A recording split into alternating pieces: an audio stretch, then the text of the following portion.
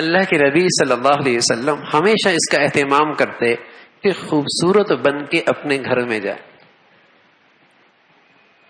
بالوں کو سنوارتے تھے، داڑھی کو کنگھی کیا کرتے تھے، تیل لگایا کرتے تھے، ہمیشہ خوشبودار رہا کرتے تھے. حضرت ابن عباس فرمایا کرتے تھے جب میں یہ چاہتا ہوں کہ میری بیوی میرے لیے اچھی بن کے رہے تو اس کی بھی تو چاہت ہے کہ میں بھی اس کے لیے اچھا بن کے رہوں. تو اللہ کے نبی صلی اللہ علیہ وسلم اس کا بہت اہتمام کرتے کہ میں گھر میں اس حال میں نہ جاؤں کہ میرے جسم کے کسی حصے سے بو آ رہی ہو.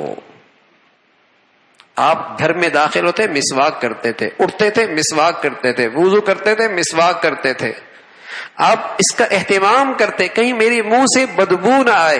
کتنے گھر اسی وجہ سے ٹوٹ جاتے ہیں کہ جسم سے منہ سے بدبو آ رہی ہوتی ہے، گھن آتی ہے نا ایک سلیم الفطرت طبیعت کو، گھر خراب ہو جاتا ہے.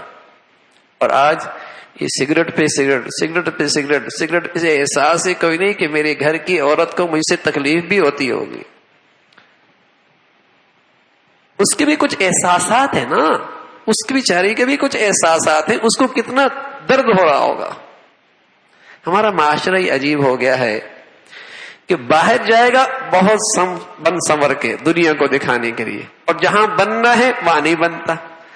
تو اسی روش کو اب عورتوں نے بھی اختیار کر لیا. باہر جائیں گی سب کچھ ٹھیک ہے، اندر نکرانی کی طرح.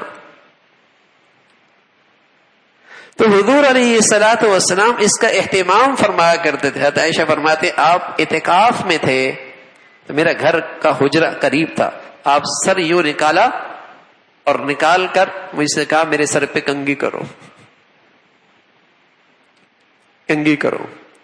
حضور علیہ الصلوۃ والسلام کی میں صفیہ فرماتی مالش کر رہی تھی. اتنے میں کچھ عورتیں آئیں، اپنی گھر کی کہانیاں پریشانیاں ذکر کرنے لگ گئی. وہ باتیں کر رہی تھی، آپ کا ہاتھ نیچے آ گیا. فرمانے لگی، اللہ کے نبی فرمانے لگے تم ہاتھوں سے بات کر رہی ہو یا زبان سے؟ اپنے کام میں تو لگی رہو، اپنے کام میں لگی رہو. تو حضور علیہ الصلوۃ والسلام اپنے گھر والوں کے ساتھ اس بے تکلف گھر میں خوش مزاج ہنسی خوشی کی باتیں، مسکرانا، دل جوئی،